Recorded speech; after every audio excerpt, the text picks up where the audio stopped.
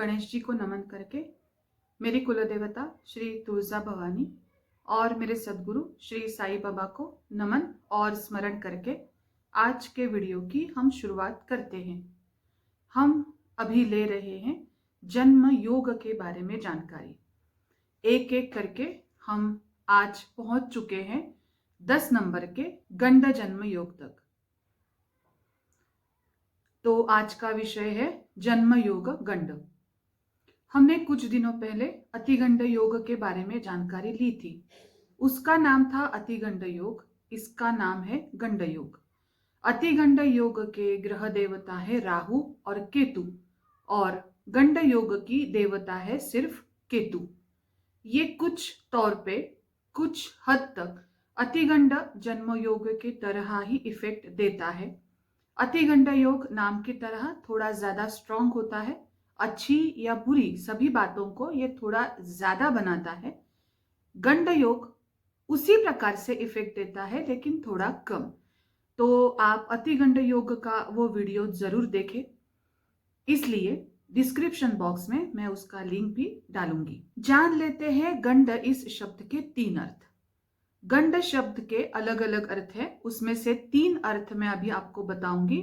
आयुर्वेद जैसी किताबों में गंड का अर्थ है सूजन, ट्यूमर, शरीर में पेशियों की कुछ अननेचुरल बढ़ोतरी होना, किसी प्रकार का सिस्ट होना, ये सबको गंड कहा गया है।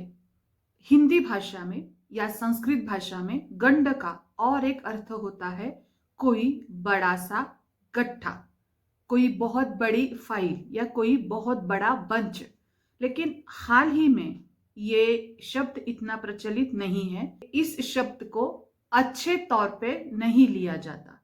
मतलब कोई बड़ा सा गट्टा है लेकिन उसकी कोई वैल्यू नहीं है, वो बेवजह है, तो ही उसको गंड कहा गया है। ये हो गए 2 अर्थ। और तीसरा अर्थ जो कि इस जन्म योग का एक्चुअल अर्थ है वो है प्रकृति के विपरीत, नेचर के विरुद्ध। तो जन्म योग गंड का अर्थ है नेचर के विरुद्ध, प्रकृति के विपरीत। आगे बढ़ते हैं। ये लोग बुरे नहीं होते, बस इनमें भाग्य की थोड़ी कमी होती है। और देखा जाए तो ये लोग खुद के भाग्य के बारे में, खुद के प्रगति के बारे में ज्यादा सोचते भी नहीं हैं। इसलिए हम कह सकते हैं कि इस वजह से इनके भाग्य में कमी होती है।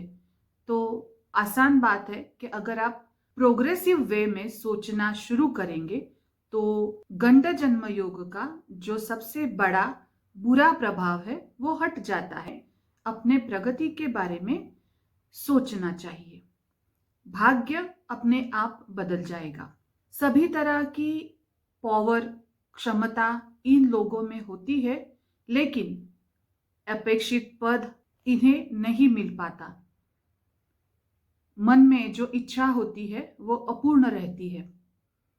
इस योग में जन्मे लोगों को ये इफेक्ट आता ही आता है जब तक वो, जैसे मैंने पहले कहा, प्रॉपरली अपने प्रोग्रेस के बारे में जब तक वो खुद नहीं सोचेंगे तब तक। अगर आपकी उम्र है 40 या 50 और अभी भी ये आपके साथ हो रहा है, जो आपकी इच्छा है, बहुत बड़ी इच्छा है, वो अगर पूर्ण नहीं हो रही, या जो आपको एक्सपेक्टेड पद है, जो सम्मान है, वो अगर नहीं मिल रहा, तो आपको सबसे पहले आत्म परीक्षण करने की आवश्यकता है। जैसे मैंने कहा कि गंड योग में जन्मे लोग बुरे नहीं होते लेकिन उनका कुछ स्वभाव है। वो स्वभाव कुछ इस तरह से है कि इन्हें ज्यादा डीपली सोचना पसंद नहीं है। बहुत सी चीजों को नजरअंदाज करना इनका स्वभाव होता है। नजरअंदाज करते हैं तो इनके ये सोचते नहीं है उसके बारे में, और जीवन में आगे बढ़ने के लिए जो बातें सीखनी जरूरी है वो भी ये पूर्ण रूप से नहीं सीखते। थोड़ा सा सीखते हैं, फिर इनको लगता है कि अभी ये बहुत हो गया, ये काफी है। उनको अपने आप ऐसे लगता है। ये तो गलत बात है। अगर हम कोई शिक्षा, कोई ज्ञान ले रहे हैं, तो जिससे हम सीख रहे हैं उसका ओपिनियन होना चाहिए कि अभी ये पूरा है या नहीं है, ना कि हमारा। लेकिन ये लोग थोड़ी जल्दबाजी करते हैं और ये खुद डिसाइड करते हैं कि अभी जो मैंने सीख लिया वो काफी है। फिर बिना सोचे समझे वो उस जो शिक्षा ली है, जो इंफॉर्मेशन ली है, जो ज्ञान लिया है, उसको उसका काम शुरू कर देते हैं। उसका व्यापार हो गया या सर्विस हो गई, उसका कोई व्यवसाय हो गया, तो वो काम वो शुरू करते हैं। आधा अधूरा ज्ञान लेने से उसके ऊपर जो डिपेंड कारोबार है वो शुरू करने के बाद उस कारोबार में समस्या तो आनी ही है।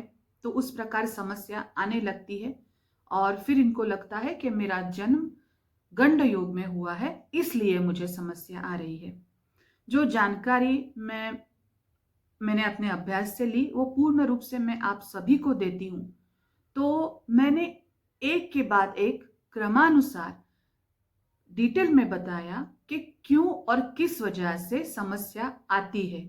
तो समस्या की तरफ हमको अगर गौर करना है तो सबसे पहले हमको ये पहला पॉइंट जानना चाहिए कि आधा अधूरा ज्ञान लेके कोई भी काम कारोबार शुरू ना करें। और अगर आप उस कारोबार के, उस काम के, कोई मार्गदर्शन हो, कोई सर्विस हो, उसके अगर आप पैसे लेते हो, पैसे लेके अगर आप वो काम कर रहे हो, अगर सामने वाला आपको पूर्ण तरीके से पैसे दे रहा है और अगर आप उसको आधा सर्विस या आधा व्यवसाय, आधी चीज बेच रहे हो, तो पक्का है कि आप किसी बड़े प्रॉब्लम में आ सकते हैं, आपकी कंप्लेंट भी हो सकती है। तो ये सभी एक के बाद एक बातों के ऊपर गौर करें और ध्यान दें कि हम पूरी शिक्षा ले। जो काम, जो कारोबार आप कर रहे हो वो आप पूर्ण तरीके से सीख ले और कंफर्म हो जाने के बाद ही उसका उपयोग शुरू करें। अगर कोई ऐसा इंसान इनके जीवन में आए कि इनकी खामियां उसके वजह से दूर हो, तो ये अच्छा सक्सेस पाते हैं। जैसे कि वो गुरु भी हो सकता है, अच्छा मार्गदर्शक भी हो सकता है, बिजनेस पार्टनर भी हो सकता है या लाइफ पार्टनर भी हो सकता है। अगर सांसारिक जीवन में आप छोटी छोटी बातों के ऊपर ध्यान खुद नहीं दे रहे हो, लेकिन अगर आपका लाइफ पार्टनर दे रहा है, तो फिर वो आपकी खामी दूर हो जाएगी। उसी प्रकार से बिजनेस में भी ये हो सकता है। और अगर अच्छा गुरु है, अच्छा मार्गदर्शक है, जिसके सलाह से आप आगे बढ़ रहे हो, तो फिर बहुत प्रॉब्लम आपकी आने से पहले ही खत्म हो जाएगी। अगर ऐसा कोई इंसान इनके साथ हो तो इनका जीवन समृद्ध हो जाएगा, लेकिन ऐसा अगर कोई इंसान इनके साथ नहीं हो तो उनके जीवन में इनको बहुत स्ट्रगल करना पड़ेगा। और जैसा कि मैंने कहा कि क्षमता के बावजूद भी, क्षमता होने के बावजूद भी इनको नुकसान या फेल्यूर सहन करना पड़ सकता है। इस पॉइंट पे मैं एक सलाह गंड योग में जन्मे हुए लोगों को दूंगी कि मान लीजिए आपका जन्म हुआ है अति गंड योग में या गंड योग में, दोनों लोगों के लिए मैं बोल रही हूँ, तो आप इसको चेंज नहीं कर सकते। लेकिन अगर आपने फल ज्योतिष की सहायता ली और विशेष अच्छे या बड़े कामों में अगर आपने अच्छे नक्षत्र का उपयोग किया, अच्छा नक्षत्र होने के वक्त अगर आपने कोई इंपॉर्टेंट काम शुरू कर दिया, तो आपके जन्म योग का जो थोड़ा सा क्रिटिकल डिफिकल्ट मैटर है वो कम हो जाएगा और जो प्रकृति में अच्छी चीजें हैं, अच्छा नक्षत्र है, उसका लाभ आपको मिलेगा। तो आप अपना इंपॉर्टेंट काम अच्छा योग, अच्छा नक्षत्र देख के ही शुरू करें। दूसरी सलाह, आप में बहुत अच्छे पेशेंस हैं लेकिन उसका गलत उपयोग ना करें। जैसे कि देखिए कि आपके मदद के लिए कोई इंसान है या आपका कोई सहकर्मी है, उसने आपको बड़ी बात में फंसाया है, प्रॉब्लम क्रिएट किया है, एक ऐसा प्रॉब्लम जो आपको, जो बहुत गंभीर है, आपको बहुत उसमें उस वजह से प्रॉब्लम आ गई है। तो इस वक्त पेशेंस दिखाना अच्छी बात नहीं है। तो जल्द से जल्द इस इंसान को अपने जीवन से दूर करना चाहिए। इस अगर गलत जगह पे आपने पेशेंस दिखाए और फिर भी उसके साथ जुड़े रहे तो यकीनन आप आगे जाके बहुत बड़ी समस्या का या प्रॉब्लम का सामना आपको करना पड़ेगा। अपने पेशेंस का सही तरीके से और सही जगह पे इस्तेमाल करें। तीसरी और बड़ी सलाह, अपने काम की क्षमता, अपने विचार और आपका वर्तन, इसमें आपको संतुलन रखना है हमेशा। आपकी क्षमता क्या है, किस हद तक आप काम कर सकते हो, ये आपको जानना जरूरी है। कौन सा काम आप करना चाह रहे हो वो भी आपको एक्यूरेट जानना जरूरी है। और आप एक्चुअली क्या कर रहे हो, आपकी क्षमता, आपका काम और आपका एक्चुअल एक्ट क्या है, आपका वर्तन कैसा है, वो आपको जानना जरूरी होता है। गंड योग में जन्मे हुए लोगों को इन 3 बातों से एक दूसरे में संतुलन नहीं होता। जैसे कि देखा जाए तो अगर इंसान खुद को करना एक चाह रहा है लेकिन प्रेजेंट गलत तरीके से कुछ अलग तरीके से कर रहा है तो उसके जीवन में उसके काम में समस्या तो आएगी ही। ऐसा ना हो कि आप अपने क्षमता के विपरीत विचार कर रहे हो, आप सोच एक रहे हो लेकिन आपके हाथों से, आपके वर्तन से कुछ अलग ही प्रेजेंट हो रहा है। इस बात के ऊपर आप जरूर विचार करें। अगर आपके जीवन में किस प्रकार की समस्या आ रही है तो ये तीसरी जो सलाह है वो आप डिटेल में सोचिए। गंड योग में जन्मे हुए लोगों की ग्रह दशा अगर अच्छी हो तो उनको इतनी तकलीफ नहीं आएगी, लेकिन इन लोगों की कुंडली में ग्रह दशा भी बुरी हो तो सकता है कि इनको ज्यादा तकलीफ आ सकती है। इसलिए सिर्फ गंड योग को ना कोसे कि मैंने गंड योग में जन्म लिया है इसलिए प्रॉब्लम है, ऐसा ना कोसे। खुद की जन्म कुंडली किसी अच्छे ज्योतिषी से आप चेक करवा लीजिए। इस योग में जन्मे हुए लोग काफी तेज, काफी फुर्तीले और फिजिकली फिट होते हैं। गंड योग में जन्मे हुए लोगों को मैंने बॉडी बिल्डिंग, पावर लिफ्टिंग, कुश्ती, इस प्रकार के स्पोर्ट्स में ज्यादा देखा है। लेकिन एक बात हमेशा जान लीजिए, करियर कोई भी हो, चाहे वो अपने ग्रहों के कुंडली के अनुसार हो या ना हो, आपके इच्छा, आपके पसंद के अनुसार हो या ना हो, किस तरह का भी करियर हो आपका, आपको गहराई से उसमें जाके काम करना जरूरी होता है। अपने काम को अपना पूर्ण प्रभाव देना बहुत जरूरी होता है। आवश्यक है कि आप सीरियस रहे और फोकस रहे। जितनी दृढ़ता से आप अपने करियर को देखोगे उतना ही आपको सम्मान भी मिलेगा और सक्सेस भी मिलेगा। जैसा कि मैंने कहा कि शारीरिक दृष्टि से ये लोग ज्यादा तेज और सक्षम होते हैं, इसलिए इनको ज्यादातर काम शारीरिक बल के ही करने चाहिए। शारीरिक बल के काम मतलब निम्न स्तरीय काम नहीं है, कुछ इस तरह से काम के जिसमें ज्यादा सोचने की जरूरत नहीं है, फाइनल डिसीजन उनके भरोसे नहीं होते, उनको अपना काम करके आगे बढ़ना चाहिए। जैसे कि माइनिंग है, कुछ वजनदार भारी भरकम काम है जिसमें शारीरिक फुर्ती बहुत जरूरी है, या कुछ इस प्रकार के काम जिसमें शरीर का ज्यादा प्रभाव रहता है। लेकिन अगर आप हो सकता है कि किसी वैचारिक क्षेत्र के काम में अपना जीवन जी रहे हैं तो आपको, जैसे कि मैंने पहले कहा, आपको डिटेल में ही उसकी शिक्षा लेनी चाहिए, पूर्ण शिक्षा लेनी चाहिए।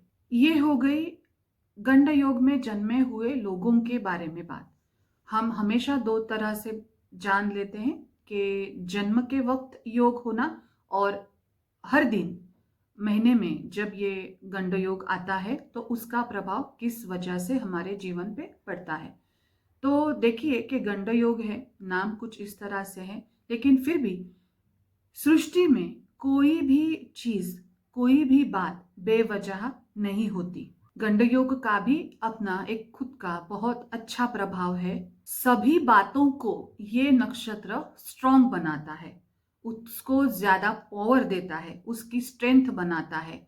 और विशेष रूप से इसका ग्रह देवता इसकी केतु है, इस वजह से सभी तरह के सोना और चांदी ये दो धातु छोड़ के बाकी के जो सभी धातु हैं इनको ये योग पुष्टि देता है। मतलब कुछ ऐसी चीजें, कुछ ऐसी वस्तुएं जो आगे जाके दूसरे किसी कंपनी को बेची जाती है, कोई कंज्यूमर प्रोडक्ट का जो रॉ मटेरियल होता है वो बनाने का काम इस गंड योग के प्रभाव में आता है। उसी प्रकार सभी तरह के जो रॉ मटेरियल होते हैं उन सभी रॉ मटेरियल में, उन सभी वस्तुओं में इस गंड योग का प्रभाव रहता है। कुआं खोदना, विस्तीर्ण तालाब बनाना इस योग में शुरू करें तो बहुत अच्छा। ब्लास्ट करके सड़क या टनल बनाना इस योग में करें तो वो आसान हो जाता है। इस योग की और एक खासियत है कि हमारे शरीर के अंदर अस्थियों के पास, हड्डियों के पास जो अगर कोई बीमारी है उसकी दवा अगर इस योग में बनाई जाए या इस योग में वो दवा खा ली जाए, प्राशन किया जाए उस दवा को, तो उसका इफेक्ट ज्यादा रहता है। गंड योग का प्रभाव हमारे शरीर में उन मसल्स के ऊपर रहता है जो मसल्स हमारे हड्डियों से चिपके होते हैं। हमारे शरीर में 3 तरह के मसल्स होते हैं। एक तो मसल्स बहुत ऊपरी ऊपरी परत वाले होते हैं, दूसरे जो वेन्स को, जो हमारी रक्त कोशिकाएं हैं और रक्त वाहिनी है उसको जो सपोर्ट करते हैं, और तीसरा स्तर वो होता है मसल्स का जो हमारे हड्डियों से बहुत सटीक होता है, उनके पास होता है। तो कभी कभी कुछ लोगों को हड्डियों की प्रॉब्लम या उस मसल्स की प्रॉब्लम आती है तो उसको दूर करना कंपैरेटिवली बाकी के मसल्स के तुलना में ज्यादा होता है, कठिन होता है। इस वजह से अगर इसकी दवाई गंड योग में ली जाए या बनाई जाए या इसकी कोई भी ट्रीटमेंट अगर आप ट्राई करें कि इस योग में हो तो बहुत अच्छा। और एक बात जाते जाते, हमारे बच्चे 7-8 महीने से ऊपर चलना शुरू कर देते हैं। अगर किसी बच्चे के शरीर में या किसी बच्चे के मसल्स में या हड्डियों में कोई समस्या है तो 7-8 महीने से आगे भी अगर आप उसकी कोई ट्रीटमेंट ले रहे हो और स्पेशली आप प्रयास कर रहे हो कि उसका शरीर मजबूत हो जाए, वो अच्छी तरह से चलना सीखे, अपना खुद का वजन उठा के वो एक्ट कर सके, तो शारीरिक बल आपको लगता है कि अपने बच्चे में बढ़ना चाहिए तो आप जरूर गंड योग में, जो महीने में एक बार तो आता ही आता है, गंड योग शुरू होता है तो अपने बच्चों को, अपने बच्चे को आप जो सुबह की धूप होती है उस धूप में जाके उसके शरीर को सीसम ऑयल से या मस्टर्ड ऑयल से मसाज करना बहुत अच्छा रहेगा। ये बात आप तो हमेशा कीजिए, लेकिन गंड योग में आप जरूर उसकी मालिश करें। ओम साई राम।